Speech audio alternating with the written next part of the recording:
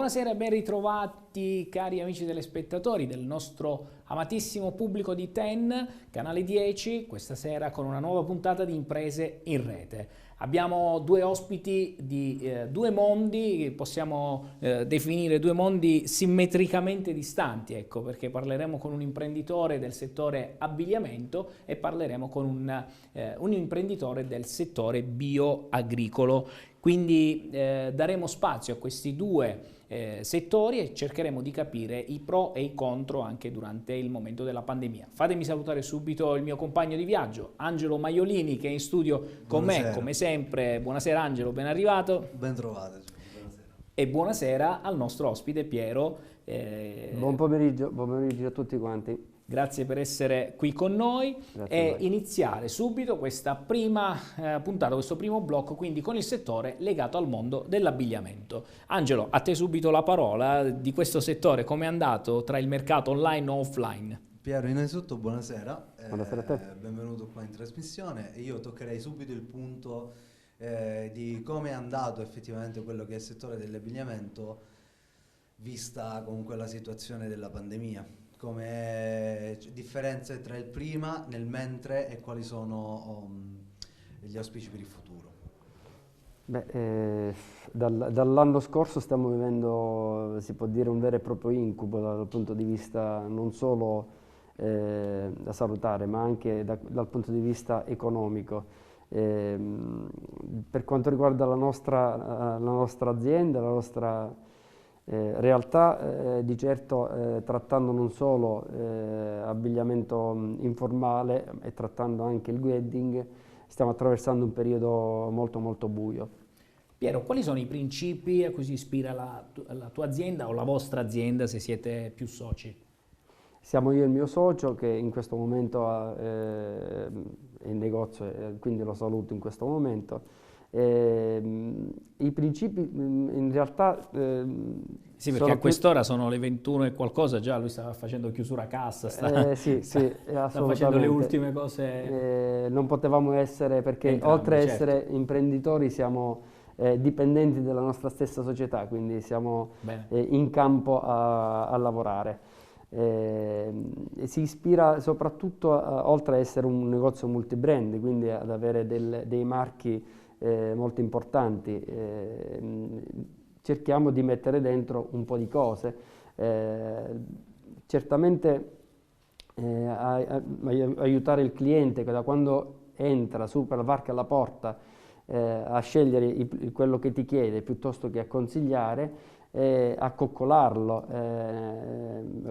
Quindi in un certo senso l'assistenza, se possiamo così definire, la consulenza più che assistenza, la consulenza, a volte capita di dire anche dei no, quindi non bisogna fare per forza la vendita. No, quello per noi è di primaria importanza, anzi molte volte ti dico che si perdono anche delle vendite a tal proposito. Proprio perché magari non hai la taglia per poter proporre non sta altre. bene, quindi non te lo consiglio, certo. non ho il prodotto per te. Sì, ne va prima di tutto la nostra immagine, oltre che quella del cliente, perché se non sta bene è inutile che stai lì a forzare giusto per fare una vendita. Quello che succede con il digitale invece assolutamente non è così, perché o compri o compri, nel senso che quando vai a comprare... No, nel digitale c'è più un approccio, soprattutto sugli e-commerce, soprattutto dal punto di vista pubblicitario, c'è più un approccio, nel tecnico si dice push. Noi siamo un po', lui è il positivo, quello full digitale al massimo, io sono quello più per la parte offline, sono quello diciamo un po' più... Dal mio lato c'è più un approccio push, infatti potete notare tranquillamente come quando cercate qualcosa su internet poi ve lo ritrovate un po' da tutte le parti, che sia su Facebook, che sia su Instagram, su Google, per email magicamente voi parlate di qualcosa e vi appare e vi perseguita fin quando non lo comprate. Sono d'accordo con te, però alla fine poi dobbiamo poi litigare sempre su questi argomenti. Dobbiamo dare mano all'azione locale, alle aziende locali, alle imprese locali. Ho apprezzato tantissimo quello che avete detto, quello che avete appena detto riguardo quello del coccolare il cliente. Infatti l'unica cosa che il digitale non può andare a cambiare è proprio l'esperienza di acquisto che un potenziale cliente vive in negozio. Quindi nel momento in cui entra è al 100% responsabilità, in questo caso del venditore, saper vendere il proprio prodotto. Innanzitutto l'immagine del negozio, come ha detto poc'anzi Piero, ma anche il prodotto, il saperlo promuovere, proporre, ok? Fino a fargli vivere quella che è effettivamente un'esperienza d'acquisto che dall'online con un tasto compra ora una persona non può sostituire. Certamente. Piero, volevi rispondere? Sì, volevo allacciarmi al discorso di Angelo. Certamente l'acquisto online è una cosa molto fredda, non c'è contatto con il pubblico diretto, quindi è una cosa che stai lì davanti a uno schermo, vedi un'immagine piuttosto che toccare a tatto un capo, piuttosto che indossarlo.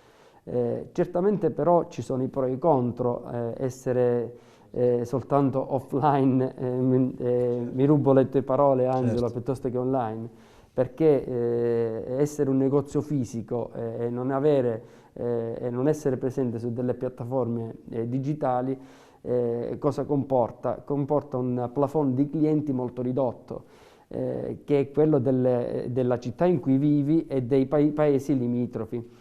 Certamente con l'aiuto del digitale puoi arrivare a molte più persone, attirarle anche da paesi un pochino più lontani. Però attenzione, perché anche lì poi bisogna essere ben strutturati, Angelo. Sì, sì, Col digitale, assolutamente, altrimenti si assolutamente. rischia di fare anche dei No, danni. anche lì allora spesso viene preso sotto gamba, ok? E perché viene preso sotto gamba? Perché scatta un pochettino quella che può essere la presunzione di una persona, apro semplicemente quello che è un canale Instagram e via.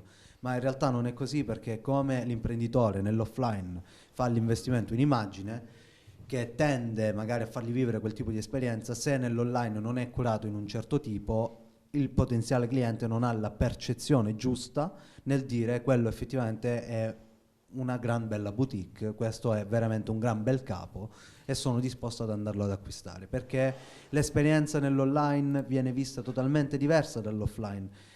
Nell'esperienza offline tu puoi andare in un negozio, puoi fare un'esperienza nel toccare effettivamente il tessuto, soprattutto quando scegli un certo capo di abbigliamento come può essere un vestito su misura. Infatti, se non sbaglio, loro fanno anche abbigliamento su misura, Sì. quindi c'è tutta una selezione sui tessuti, sui colori, armocromia, c'è colori che ti stanno bene sulla pelle, è un certo discorso di vestibilità.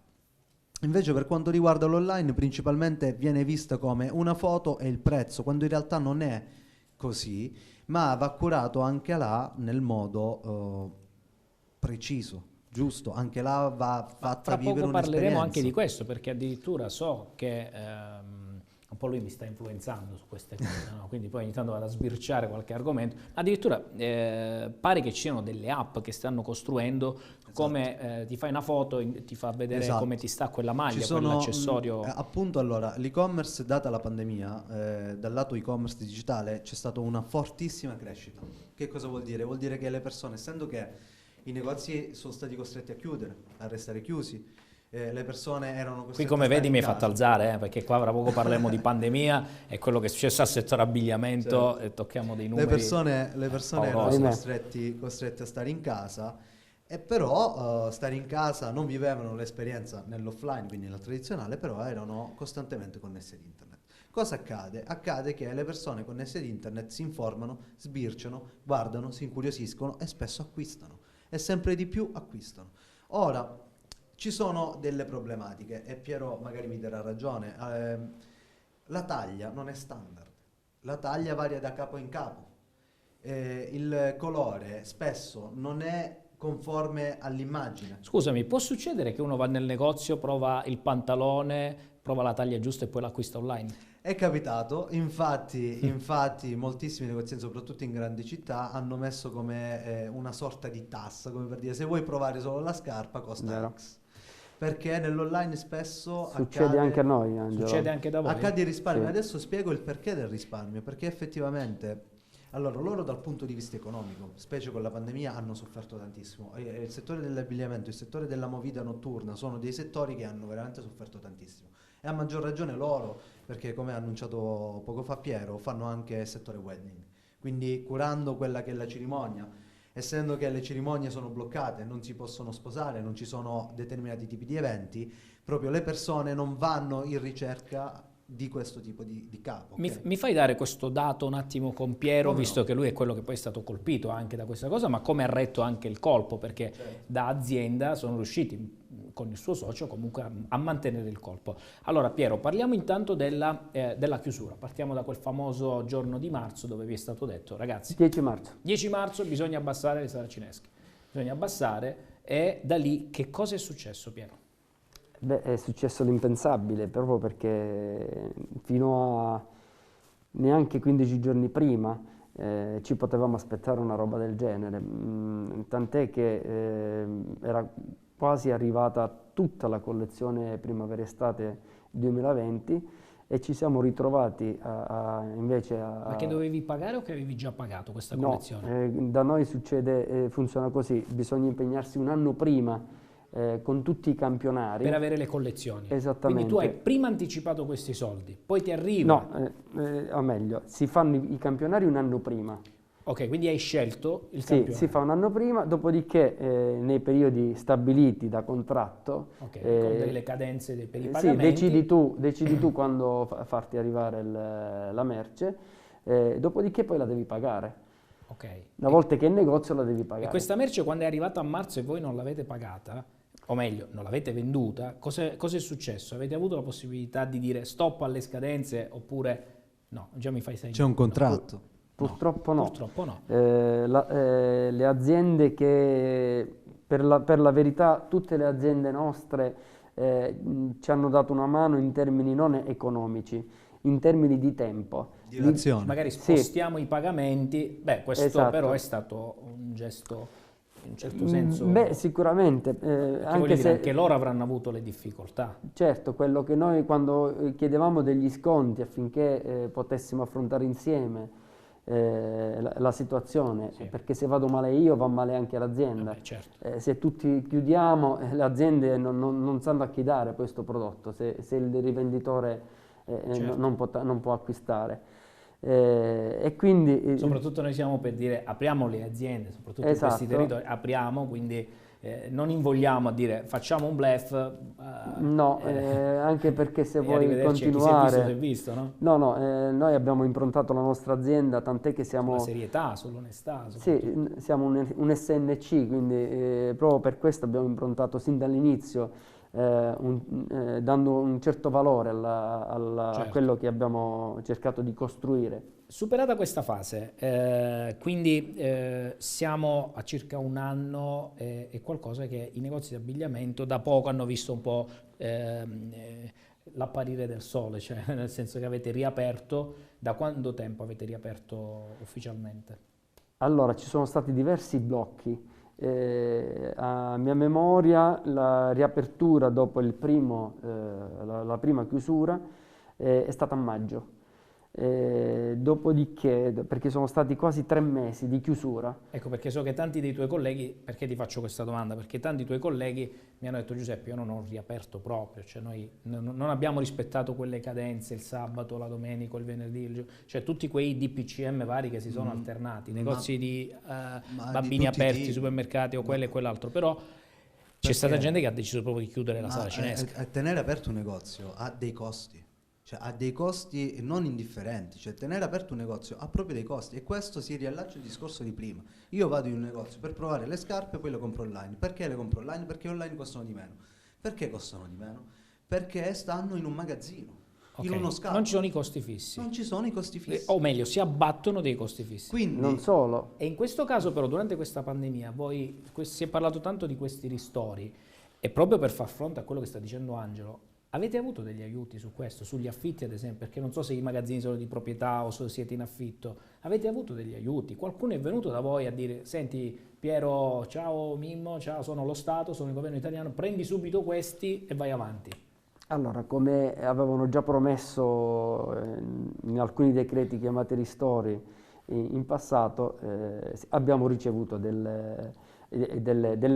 aiuti che Ok. si possono considerare una boccata d'ossigeno per un imprenditore per imprenditori come una noi. piccola bocca di ossigeno. Assolutamente, una piccolissima, proprio perché Scusa, quantifichiamo le 600 euro per le partite IVA, non so se le SNC le hanno, Sì, gli amministratori delegati so che non hanno preso sicuramente i 600 euro, non credo almeno proprio, da quello che sono stati. li abbiamo percepiti, però potete ben capire che Perfetto, 600 quindi euro per un 600 imprenditore. euro, l'affitto da pagare l'hai dovuto continuare a pagare, Assolutamente. quindi Anche se magari lo Stato ti ha detto guarda ti faccio il credito d'imposta, il 60% te lo puoi scalcolare in tasse, però capisci bene che se io non ho degli incassi, non c'è stata come movimentazione faccio liquida, a pagare chiaro. sto credito d'imposta? Il problema è che manca il capitale, quando rispetto ad altri paesi manca proprio il capitale, mentre negli altri paesi la prima cosa che hanno fatto è bloccare le tasse. Qua manca proprio il capitale. Purtroppo da noi non è stato fattibile. Senti Piero, andiamo invece adesso, quindi abbiamo capito che la pandemia purtroppo quei piccoli ristori che ha potuto dare fino ad oggi sono serviti e non serviti. C'è stata però tanta volontà da parte vostra di andare avanti, cioè tutto si è basato sulla vostra forza da uomini imprenditori che hanno deciso di andare avanti. Gli obiettivi che vi siete prefissati da qui a medio-lungo termine con la vostra azienda? Allora, la nostra speranza è quella di che passi domani, sappiamo benissimo che non passerà con uno schiocco di dita questa pandemia, anche perché insomma, non tutti sono diligenti a rispettare alcune regole, ma questo è un altro discorso che non sono io a dover affrontare. Certamente l'augurio che noi ci possiamo fare è che si possa quantomeno, pur convivendo con questa disgrazia che ha coinvolto il mondo intero, cercare di poter andare avanti economicamente, anche se limitatamente, però quantomeno che si possa continuare ad andare.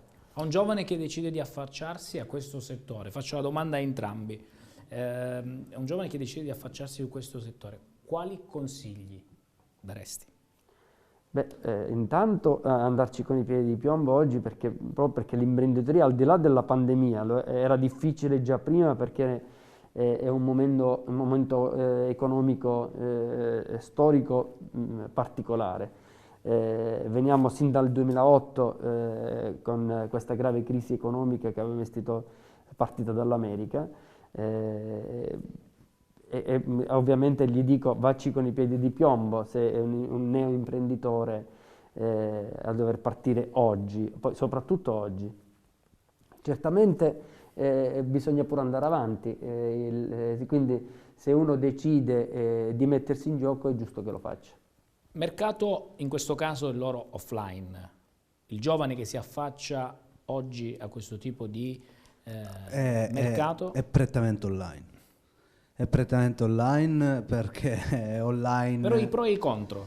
Allora, voglio una, quasi una, come dire, una panoramica. Una panoramica, ecco. Allora, il contro è che questo tipo di settore non è soltanto basato. Digitale dici? No, io offline? Dell'abbigliamento in generale. Okay. Prima parliamo del mercato dell'abbigliamento perché praticamente il mercato dell'abbigliamento sia online che offline è prettamente, cioè più del 90% è il rivenditore, quindi mi devo appoggiare ad un'azienda ed un'azienda non si appoggia facilmente a chi vuole rivendere, hai bisogno di uno storico, hai bisogno di garanzie, altrimenti la merce non te la dà, sia online che offline.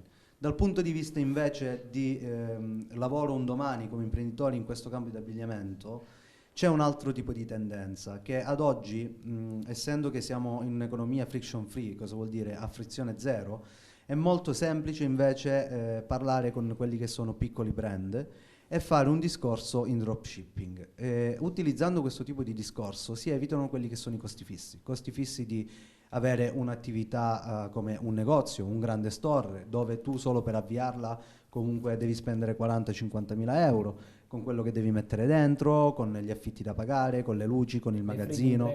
Per entrare in qualche... Esatto, le cosiddette barriere, barriere. Invece dal punto di vista digitale, con poche centinaia di euro puoi avviare quella che effettivamente è un cosiddetto e-commerce.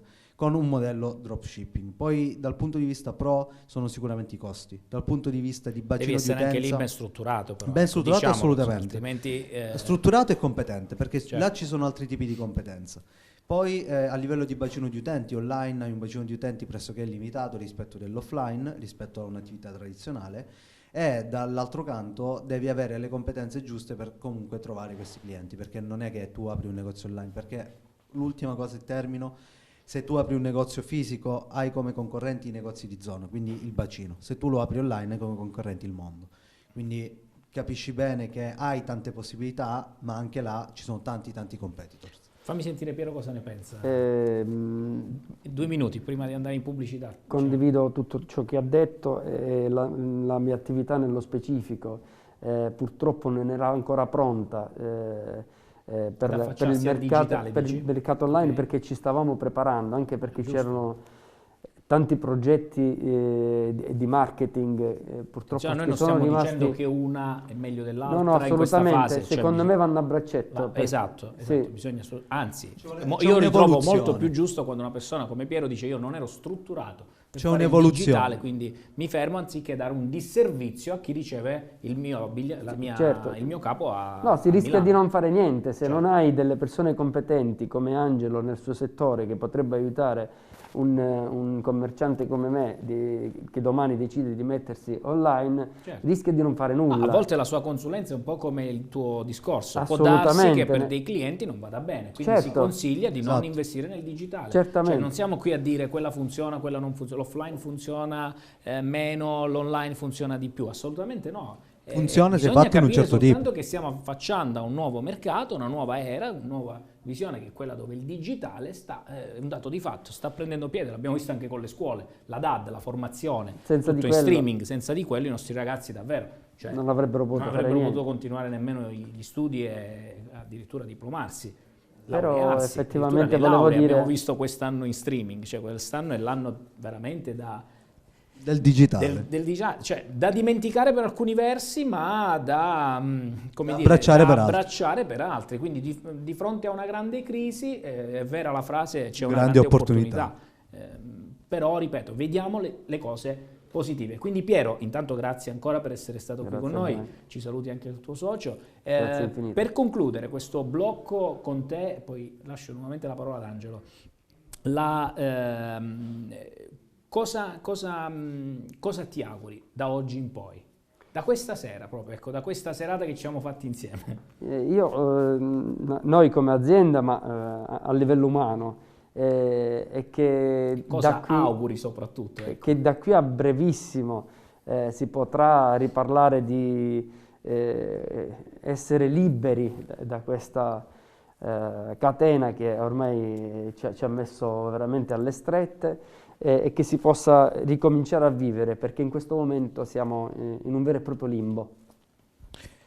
Io dal mio punto di vista voglio lasciare a Piero questo consiglio, di sfruttare i canali web gratuiti come i social network per cercare di far vivere l'esperienza, di far vedere, mostrare la professionalità che c'è all'interno dello store, sia per trovare e allargare il proprio bacino di clienti in zona, e sia per far vivere un'esperienza a chi è al di fuori della zona, perché un domani questo tipo di esperienza può essere anche motivo di vendita.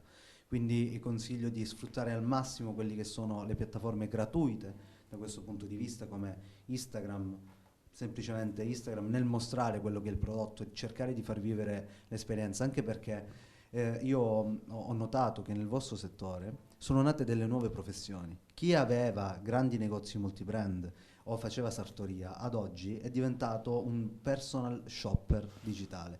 Cioè, parliamo di una figura che prende dai 250 alle 500 euro l'ora per consigliarti che tipo di capo devi mettere. E questo sono arrivati a farlo perché sono riusciti a coinvolgere un determinato tipo di target, mostrando effettivamente cosa andava e cosa no. A questo punto, Piero, non ci rimane che essere visionari, positivi e guardare oltre, sperando di dimenticarci al più presto questa pandemia.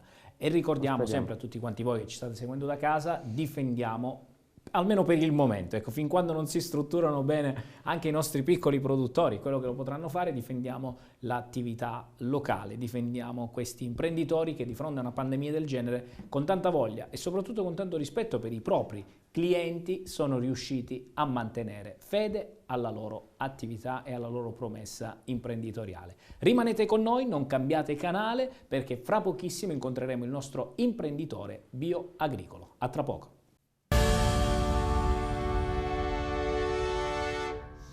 Ben ritrovati cari amici telespettatori, abbiamo lasciato il primo blocco parlando di abbigliamento con il nostro imprenditore Piero e adesso ci ritroviamo nel secondo blocco dando il benvenuto al nostro amico Vincenzo. Buonasera, benvenuto Vincenzo. Buonasera.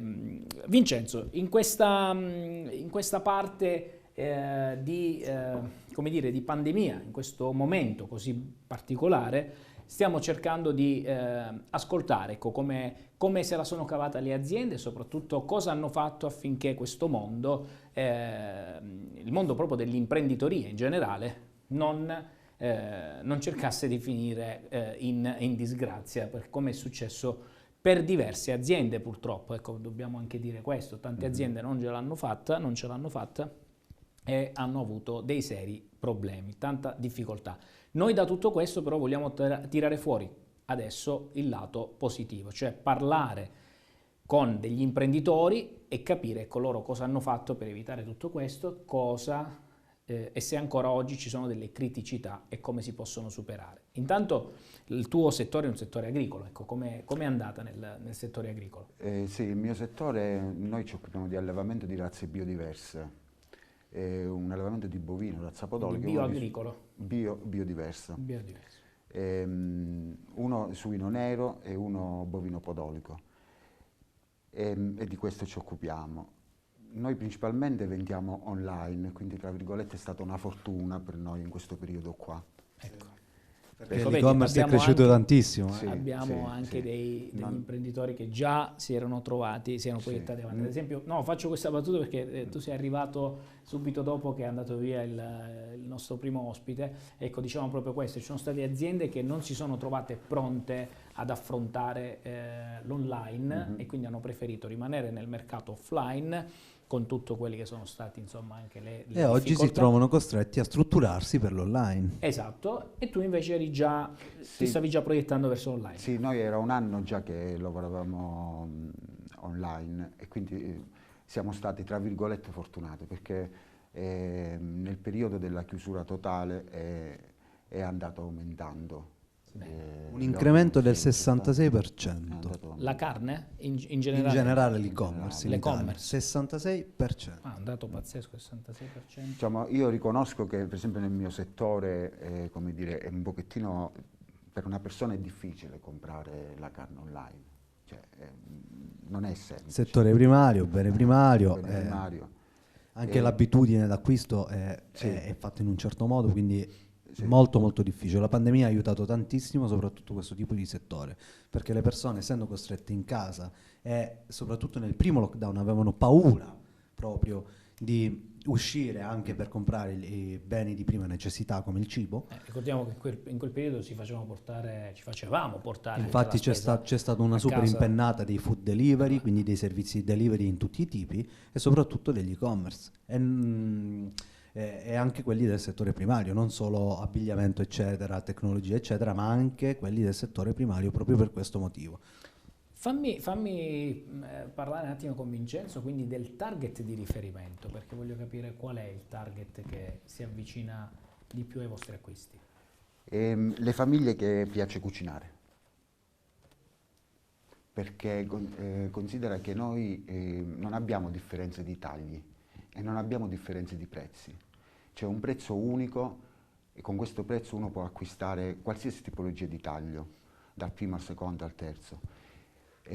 Però le famiglie proprio che si avvicinano ad acquistare da noi sono tutte famiglie che amano cucinare, che cucinano in casa.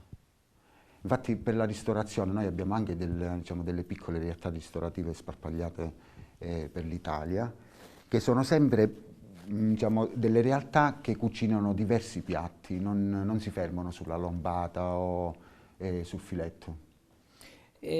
Una domanda, perché mi incuriosisce il fatto che tu eri già presente sull'online. Cosa ti aveva portato a guardare già l'online? Allora, il bisogno sostanzialmente, Ecco. cioè nel senso che nel mio settore considero che sono più o meno 40 anni che i prezzi degli animali vivi sul mercato sono uguali, quindi bisognava trovare una soluzione alternativa, perché sennò non sarebbe finita bene sostanzialmente. Hai accorciato anche un po' quella che è la filiera così? Sì, sì, principalmente diciamo, Assolutamente. abbiamo puntato ad arrivare direttamente al consumatore finale. C'è un rapporto diretto con il consumatore finale, questo sicuramente è un super beneficio, e dall'altro lato il beneficio è anche nel costo, non avendo l'intermediario. Quindi innanzitutto c'è una parte di sicurezza del consumatore finale che si interfaccia direttamente col produttore, in questo caso, avendo la certezza proprio del prodotto garantito, perché interfacciandosi con il produttore capisci che e tu comunicando in un certo modo quello che è il tuo prodotto, il consumatore finale ha comunque un certo tipo di sicurezza nell'affidarsi a te e nell'affidarsi effettivamente a quello che è il tuo prodotto, comprando il tuo prodotto.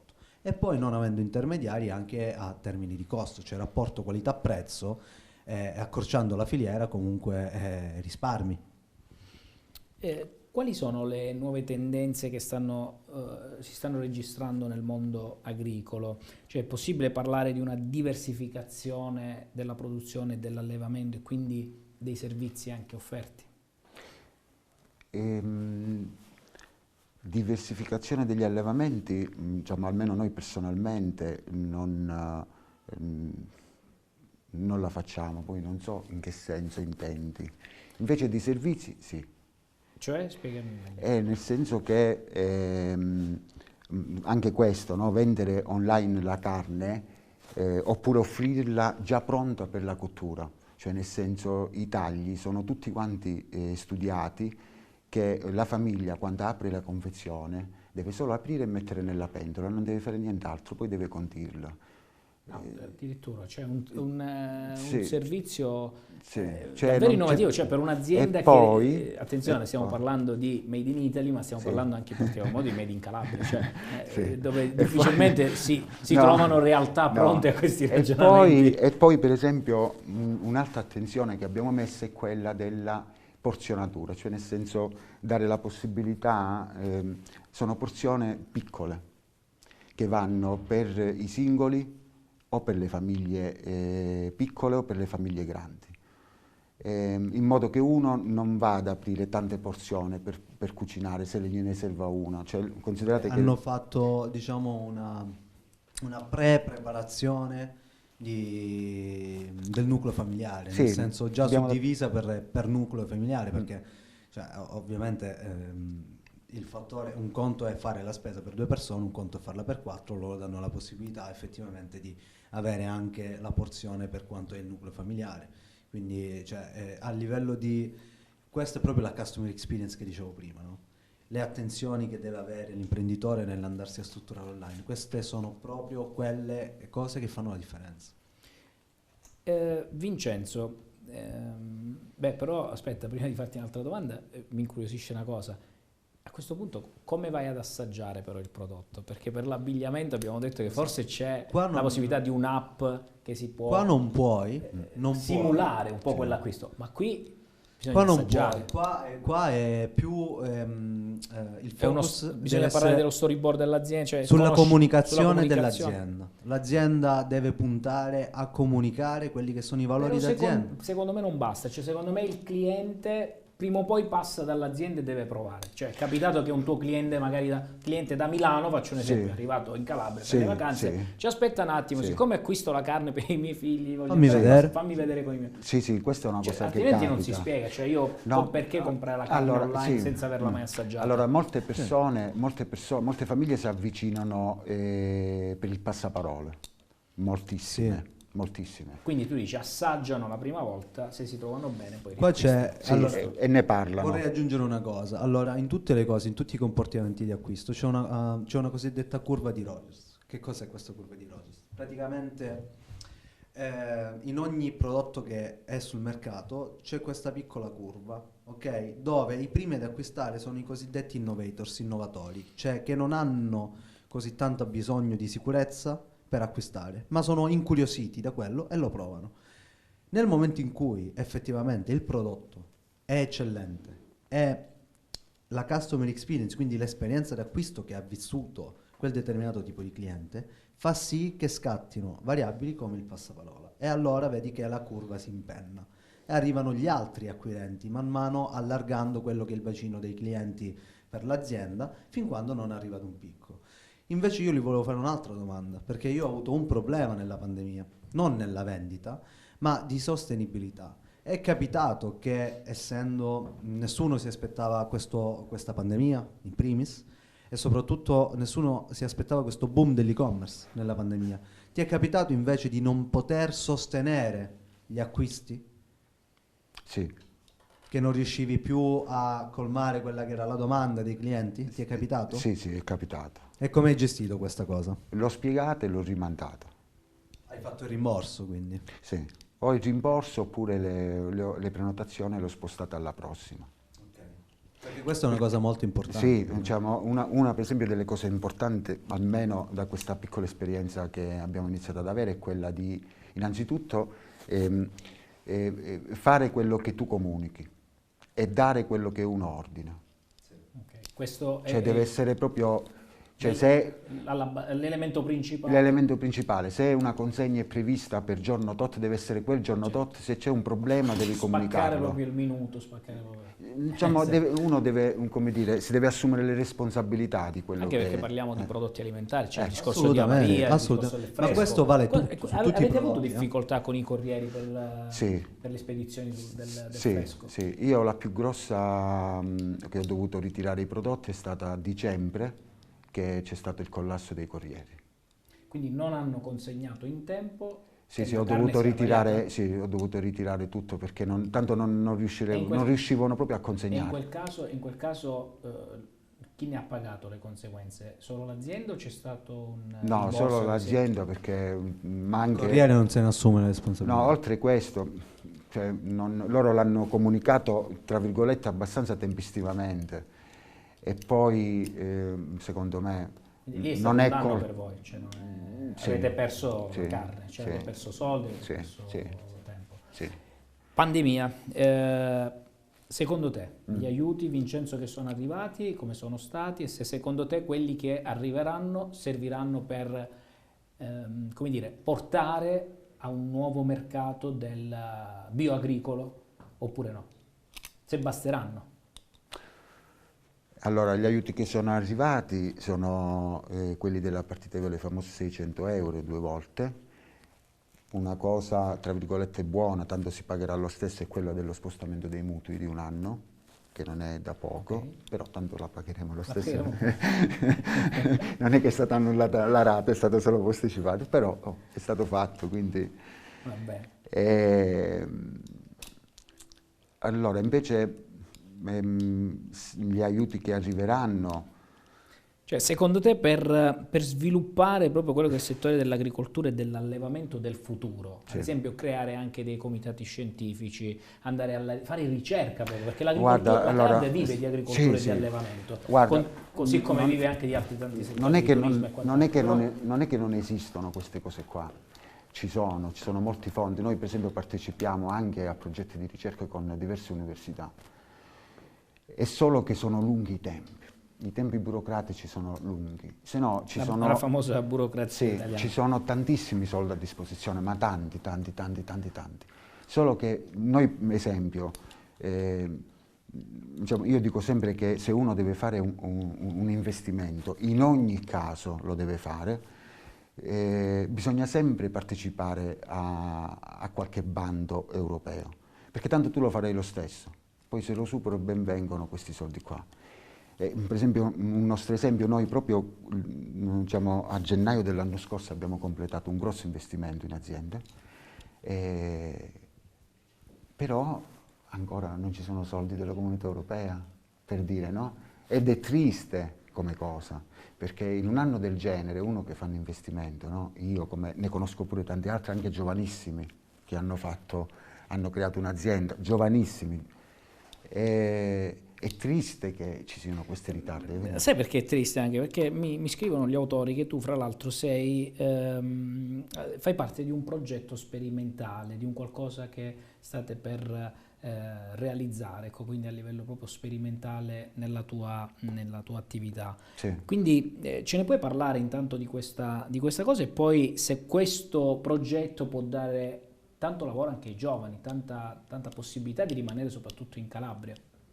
Allora, di parlare ancora no, ma per questione di rispetto con gli altri partner, perché appena siamo pronti tutti quanti, sia i comitati scientifici, perché c'è l'Università del Molise, l'Università della Calabria, il CREA e poi altre aziende del posto e non del posto, agricole.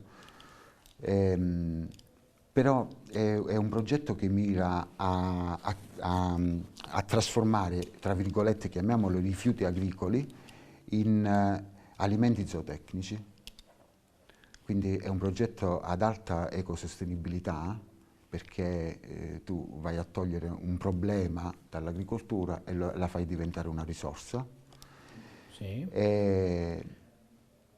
E poi secondo me a alimento livello zootecnico, hai detto? Sì. Quindi potrebbe essere anche in un certo senso quello che può essere un alimento di proteina, un alimento mirato per come dire, il nutrimento dell'animale? Sì, anche di più. Addirittura. Sì, perché l'obiettivo è quello di dimostrare che questo alimento qua, fatto con dei rifiuti dell'agricoltura, funziona da antibiotico naturale per la zootecnia. E considerando che la comunità Fantastico, questo è Ma è fantastico. straordinario, ragazzi. Cioè, io stasera sono sconvolto, perché quando si parla di imprese ecco, fare imprese in Calabria e soprattutto creare poi... No, ma sono cose, guarda, cioè, io tutto, diciamo, per come abbiamo impostato con mia moglie l'azienda, no? Noi non è che ci inventiamo chissà che cosa, cioè, tranne l'e-commerce. Le regole che seguiamo sono tutte regole antiche, che sono state ormai abbandonate. Sì. Non c'è niente di nuovo, sono tutte regole antiche. Il nuovo è la nuova tecnologia. Ma guarda, cioè, sennò... oddio Vincenzo, in quello che mi stai dicendo, certo, sicuramente stiamo seguendo delle regole antiche, ma perché erano state abbandonate? Questo ci dispiace un po', però vuol dire che fortunatamente non è del tutto abbandonato, quindi l'agricoltura, sì, se ancora ci dà queste speranze, soprattutto le può dare ai ragazzi. Cioè, ricordiamo che l'agricoltura non è un mercato povero. No, assolutamente no. Cioè, anzi è un mercato che, se fatto bene, un mercato anche può essere di nicchia. Ma infatti c'è un ritorno proprio all'agricoltura, c'è un super ritorno all'agricoltura di tutte queste nuove figure, di tutti questi ragazzi che comunque hanno fatto un percorso di studi, e oggi comunque il mondo del lavoro non è roseo come lo era una volta, e quindi c'è proprio un ritorno all'agricoltura, e comunque una mente giovane rivolta all'agricoltura è sempre rivolta all'innovazione, alle tecnologie, quindi l'agricoltura stessa sta evolvendo in nuove frontiere. Stasera ne abbiamo proprio un esempio, cioè è fantastica questa cosa qua. A parte l'e-commerce, nonostante io sono del ramo digitale, però dico tutto quello che ha detto Vincenzo, dietro c'è proprio una ricerca che mira a portare un'innovazione importante, comunque dal punto di vista proprio dell'agricoltura, che è quel progetto che non vuole ancora svelare, giustamente. No, Certo. Non può. Poi invece dal lato e-commerce io ci ho provato a rubargli qualcosina in più, però come devo dire è una persona seria, professionale, che mantiene... Ti aspettavi il canale e-commerce come uno dei canali principali di vendita? Così? Oppure è stato un giusto facciamolo per provare così, senza aspettative? O c'è stato dietro proprio una strutturazione mirata solo per l'e-commerce? No, prima non me la sarei aspettato proprio. Quando abbiamo iniziato a pensarci, che abbiamo un pochettino iniziato a capire come funzionava o quello che poteva portare, ci siamo buttati proprio con l'obiettivo di farlo riuscire. Però all'inizio giustamente sì, ancora no, sembrava un po' perché scettico. parliamo di una materia che io mi metto nei panni di una famiglia, cioè, Sì. Ma per questo prima ti chiedevo del target, perché provavo a Famiglie che immaginare la cucinano. persona Però non è quello, che è Vincenzo. abituata ad andare a comprare la carne dal macellaio e va a Esatto. dire Quello è il fammi modello taglio d'acquisto. giusto, fammi Sì. questo. Però fammi-". considera che nel momento in cui tu apri un e-commerce, se tu puoi fornire, ti faccio l'esempio, 500 famiglie al mese, Sì. ok? Nel locale fai difficoltà a fornire 500 famiglie al mese. Certo.